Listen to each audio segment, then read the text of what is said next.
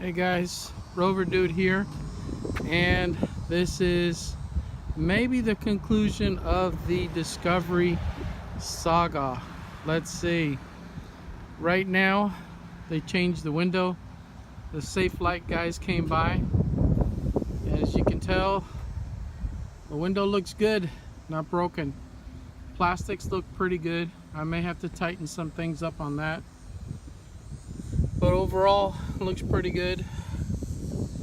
As you can tell, no crack like it used to be. And again, plastics look fine, not broken or anything. The cowl is brand new. Not the broken piece that was on there. They replaced that, thank goodness. Looks good. The only thing that I didn't like too much was the hood placement. If you can tell, it lines perfectly up this way, sort of. But here on this side, it's almost touching right there. It's down a little bit. I have to see if I can adjust that on my own.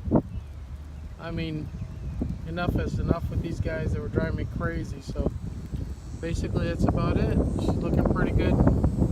Just have to do some other minor repairs on her and she'll be all set.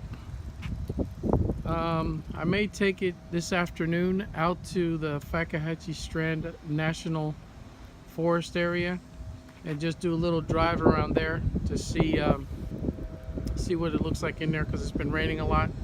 So maybe I'll go through some water, but just depends if I get that video. So alright guys, so this is the Discovery saga. Hopefully it's the finale. Well, thanks guys, and as always, Rover Dude out.